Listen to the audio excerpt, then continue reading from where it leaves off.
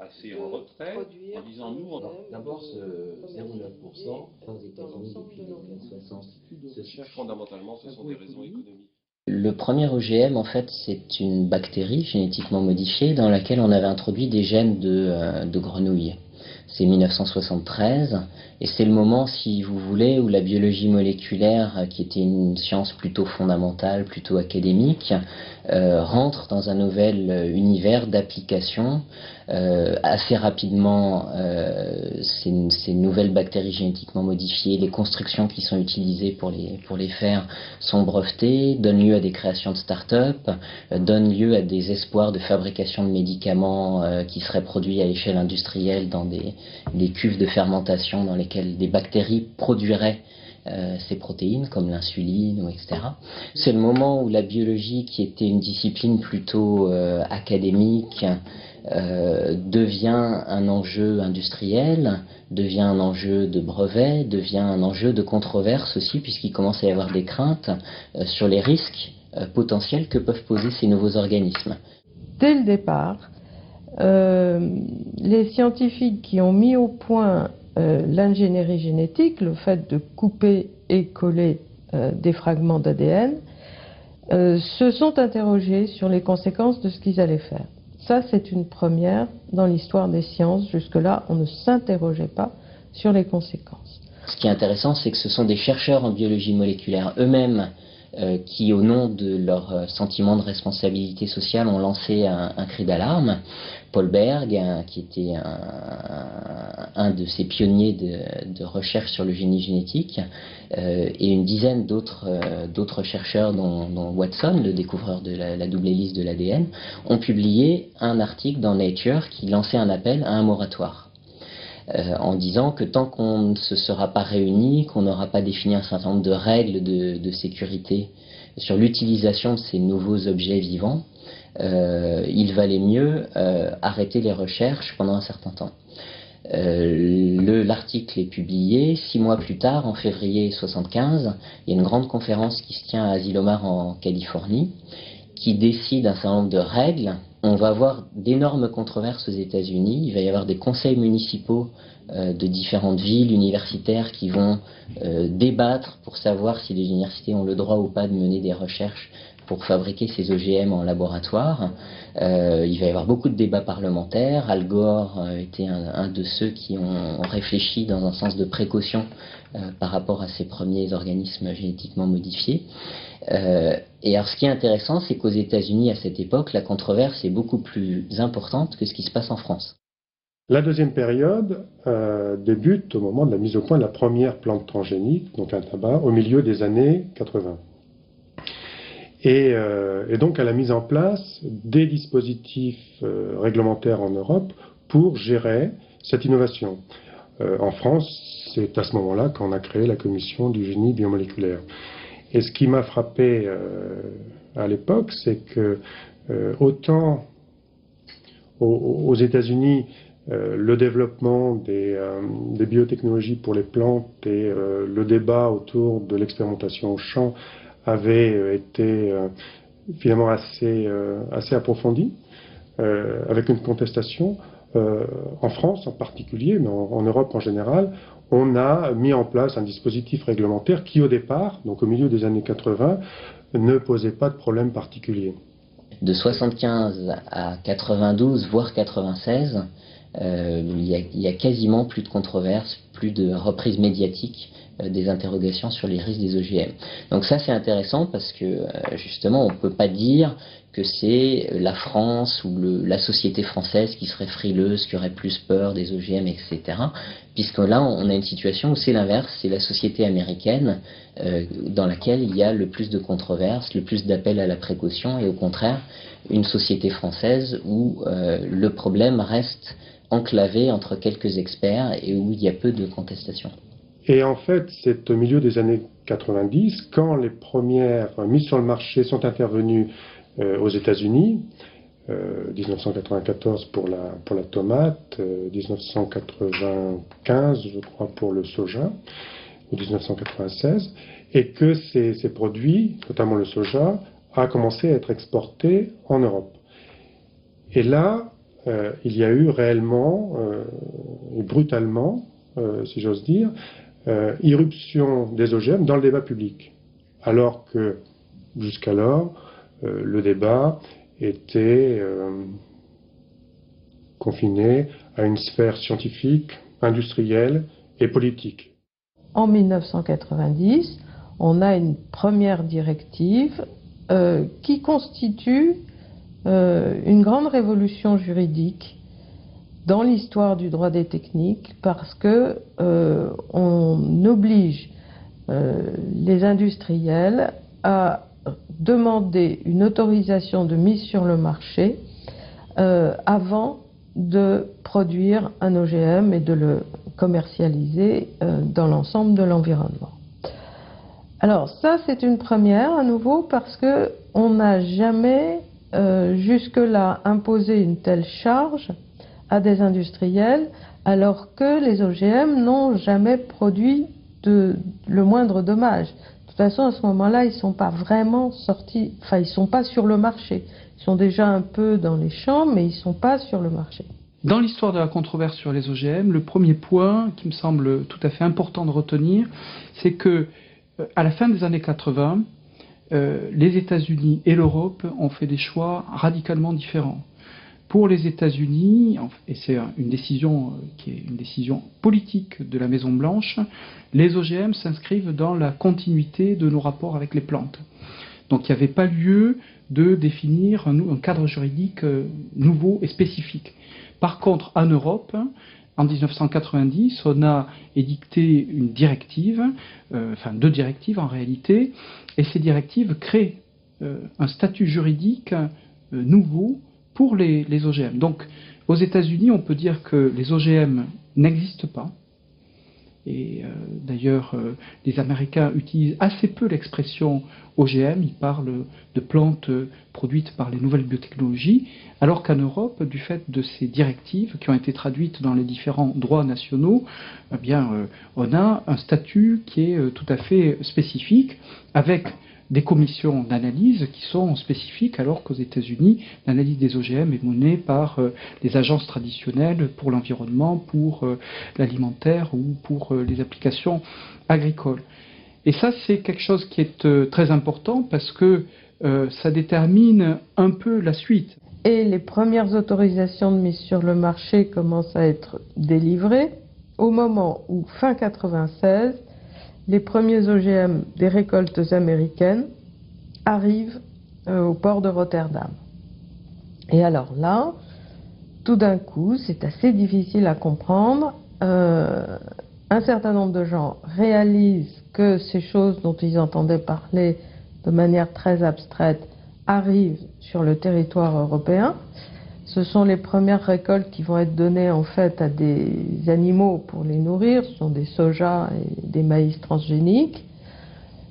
Et là, tout d'un coup, il y a une sorte de cristallisation entre un certain nombre d'associations de protection des consommateurs, d'associations de protection de l'environnement et d'associations et de syndicats d'agriculteurs.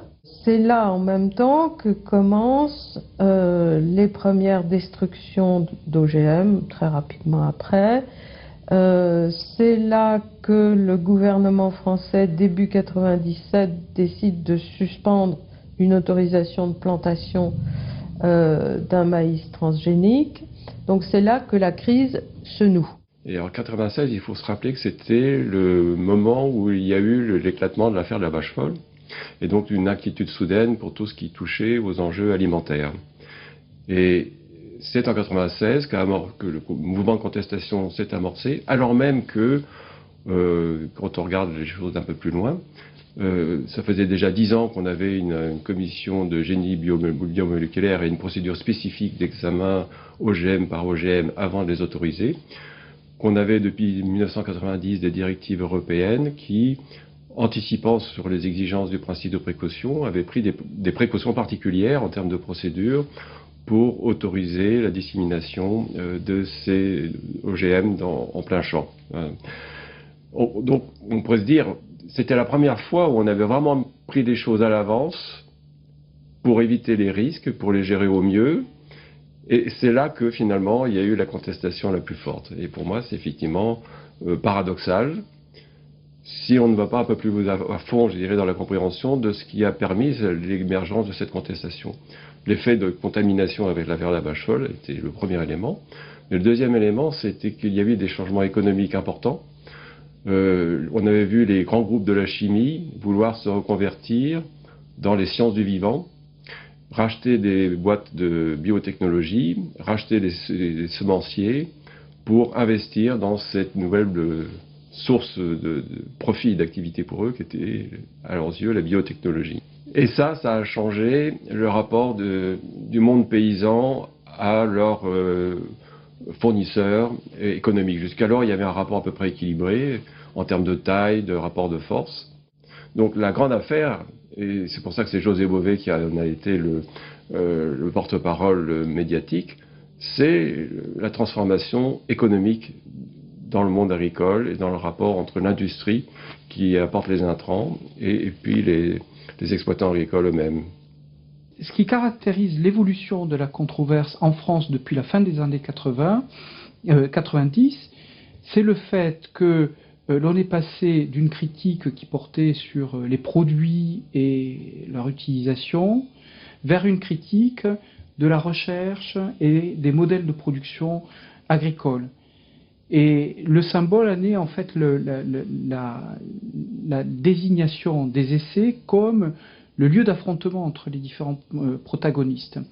Et donc la première destruction d'essais a lieu en 1997, mais les destructions assez systématiques ont lieu à partir de 1999 avec une montée en puissance de la destruction des destructions d'essais jusqu'en 2005-2006, où on a des destructions d'essais qui représentent plus de 50% des essais réalisés. Et donc c'est vraiment le lieu de crispation et le lieu d'affrontement très fort entre les différents protagonistes. Dans les conflits autour des essais, c'est joué donc cette question d'opposition sur les modes de développement, c'est joué aussi une forme de tension entre le pouvoir local, le pouvoir du maire, et le pouvoir central, le pouvoir du ministère de l'Agriculture, qui donnait l'autorisation de l'essai et qui entendait que cet essai soit mené puisqu'il était autorisé légitimement par le ministère de l'Agriculture, mais sans aucune consultation préalable des populations locales ni des élus locaux. À partir de 1998, quelque chose comme ça, c'est hors contrôle, beaucoup de destruction. On va commencer assez rapidement à voir les premiers maires, présidents de région, etc., prendre des textes pour interdire les OGM sur le territoire de la commune, de la région, etc. Tout ça est évidemment illégal. On ne peut pas interdire sur le territoire d'une commune puisqu'on a une autorisation de mise sur le marché qui est valable pour l'ensemble du territoire européen. Donc les choses échappent complètement et du coup, lors d'un Conseil européen de l'environnement en juin 1999, on arrête la période qui avait démarré en 1990, on constate qu'il y a un blocage, on fait un moratoire qu'on appelle le moratoire de fait, ça n'a pas d'importance, mais on ne va plus donner d'autorisation de mise sur le marché le temps d'avoir recomposé une nouvelle législation. Ce qui s'est passé depuis 1996, c'est effectivement, et notamment suite à l'affaire de la vache folle, énormément de réflexions un peu théoriques sur l'évolution de l'expertise. Avec beaucoup de gens qui ont réfléchi, qui ont analysé et qui ont mis en avant quelques nouvelles idées.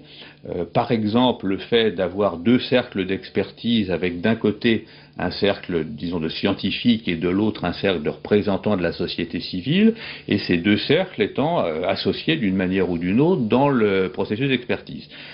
Deuxième innovation forte de la période, l'introduction du principe de précaution, donc le fait de dire que les scientifiques devaient faire état non plus seulement de leur seule certitude, mais de zones d'incertitude qui commençaient à prendre corps.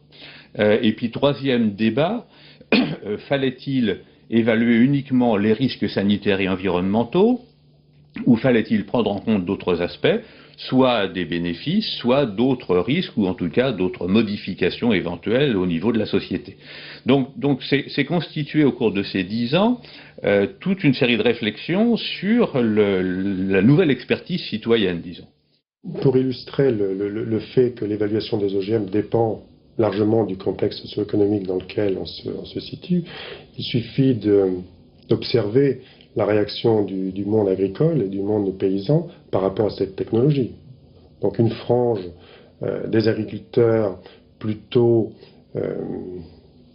axée sur une agriculture exportatrice est plutôt favorable aux OGM, tandis qu'une autre partie qui souhaite promouvoir une agriculture plus paysanne, plus centrée sur les terroirs, y est farouchement opposée. Bon, et si on écoute les arguments de ces deux points de vue, les deux me paraissent, moi en tant que scientifique, défendables et légitimes. Donc c'est bien avant tout un choix politique qui permettra de faire cette évaluation et de déterminer dans quelle mesure les OGM ou certains OGM pourraient apporter un intérêt à tel ou tel type d'agriculture. C'est en 2003 qu'on va avoir le nouveau cadre juridique qui va garder le principe de l'autorisation de mise sur le marché, valable pour l'ensemble du territoire européen, donc ça ne résout pas du tout le problème des maires ou des régions anti-OGM. On garde ce principe-là, mais on lui adjoint une affaire très compliquée qui est à nouveau une première dans l'histoire du droit des techniques, qu'on peut appeler le principe de coexistence entre les filières OGM et les filières non-OGM. On va essayer de monter deux systèmes technologiques parallèles, différents, qui permettent aux agriculteurs de choisir ce qu'ils veulent et, théoriquement, aux consommateurs de choisir de se nourrir sans ou avec OGM. Et donc l'Europe a construit un certain nombre de textes, des directives et des règlements pour élaborer ce nouveau cadre qui a été en fait adopté en 2003, puis avec de nouvelles autorisations d'OGM à partir de 2004, sachant qu'une pièce essentielle c'est la directive de 2001 sur la dissémination au champ des OGM, qui n'est traduite en droit français qu'aujourd'hui, enfin actuellement en 2008. L'agronome que je suis est assez satisfait qu'on mette l'accent sur des questions de flux de gènes, de gestion de la coexistence, puisque ça permet de développer des systèmes de production qui soient probablement plus durables, ou du moins de produire des connaissances scientifiques qui devraient permettre de développer des systèmes plus durables. Mais effectivement, le débat est aujourd'hui principalement focalisé sur des questions annexes, comme celle de la dissémination du pollen, ou celle de risques sanitaires du point de vue des méthodologies d'évaluation. C'est certes très important d'aborder ces questions-là, mais en fait la question principale c'est a-t-on besoin des OGM? Et le scientifique ne peut pas répondre à cette question-là. Tous les sondages d'opinion que nous faisons aujourd'hui montrent que les consommateurs déclarent en Europe et aussi en France à peu près être à 70% hostiles à l'utilisation des OGM. Ça, c'est ce qu'ils pensent. C'est ce qu'ils disent, ce qu'ils déclarent lorsqu'on leur demande « Que pensez-vous des OGM ?» Mais si on se met en situation de comportement d'achat, c'est-à-dire qu'est-ce qu'ils feraient si les OGM étaient proposés dans les produits, dans les rayons des supermarchés, qu'est-ce qui se passerait? Eh bien, nos études montrent qu'il n'y a pas ceux qui sont pour et ceux qui sont contre. On montre qu'il y a trois catégories. Il y a ceux qui resteraient contre, de toute façon hostiles, qui n'achèteraient pas du tout. C'est à peu près un gros tiers. Il y a ceux à qui ça ne fait ni chaud ni froid, qui ne changent pas leur opinion et qui seraient prêts à acheter. Et puis il y a le troisième, alors eux, qui changent d'opinion, si je peux dire, qui se mettent à acheter à deux conditions. S'il y a une baisse de prix importante ou si ça améliore la qualité du produit. Et c'est à partir de cette analyse en trois pôles, trois catégories de consommateurs, que c'est finalement développé une réglementation européenne disant il faut étiqueter les produits avec OGM parce qu'il y a des acheteurs potentiels pour des produits non OGM comme il y a des acheteurs potentiels pour des produits avec OGM. Donc il faut organiser l'étiquetage, ce qui veut dire organiser la traçabilité des produits, ce qui veut dire séparer des filières OGM sans OGM. Donc on a pu voir qu'il y a eu en 10 ans un déplacement d'une problématique qui était d'abord liée aux producteurs et au changement des rapports économiques entre producteurs et fournisseurs vers une problématique de la consommation. Et on en est encore là, je crois, aujourd'hui, puisque ce qui fait toujours débat, c'est ce seuil de 0,9% de traces d'OGM pour considérer qu'on a affaire à un produit sans OGM. Ce seuil est un seuil réglementaire édicté par la Commission européenne. Et ce qu'il faut dire concrètement, ça veut dire que si vous avez une pizza dans laquelle il y a des oignons, des olives, des tomates, du fromage, eh bien si vous avez seulement une demi-olive qui contient 0,9% d'OGM, eh bien c'est l'ensemble de la pizza qui doit être étiqueté comme produit OGM. Le dernier débat en séance plénière sur les OGM au Parlement français, c'est 1992. Il aura fallu attendre aujourd'hui, en 2008, pour qu'il y ait un nouveau débat, donc ça fait 16 ans. 16 ans pendant lesquels il y a eu des mobilisations extrêmement importantes, des controverses, énormément d'articles de journaux, des chercheurs qui ont signé des pétitions, une société française qui aura été en pleine effervescence autour des OGM et des parlementaires qui auront peiné à se saisir du dossier et avoir le courage de prendre un certain nombre de décisions. Et donc d'une certaine façon, on a une controverse et une crise qui questionnent les capacités de notre système de démocratie représentative à se saisir de questions qui divisent et qui questionnent la société française. Mon sentiment, c'est que les questions profondes qui sont derrière cette controverse ne sont peut-être pas celles qui sont les plus mises en avant. Ce que je veux dire par là, c'est qu'une partie importante de la controverse est posée en termes de l'évaluation des risques sanitaires et environnementaux. Ceci pour une raison, enfin une des raisons qui me semble importante, c'est le fait que les accords internationaux sur le commerce, accords de l'OMC ou même les règles du marché unique européen, font qu'on s'est engagé à ne pas faire d'entrave au commerce pour des produits, sauf si on pouvait dire que ces produits posaient des problèmes en termes de risques sanitaires et environnementaux. Et donc, effectivement, tout ce débat se focalise là-dessus. Mais mon sentiment, c'est que d'autres questions beaucoup plus lourdes, en termes, par exemple, de répartition de la valeur ajoutée entre les différentes formes d'agriculture, d'accès au marché de produits OGM, non OGM, des questions aussi un peu plus politiques sur le modèle de développement agricole que l'on veut avoir, etc., les questions de brevetabilité du vivant, toutes ces questions-là, la question de l'action légitime mais non légale, c'est-à-dire de la manière dont les citoyens peuvent faire participer à des débats, eh bien ces questions-là, si on ne les traite pas, c'est-à-dire si on ne dit pas derrière cette question d'OGM, il y a des questions beaucoup plus larges qu'il faut traiter, le débat va continuer très longtemps.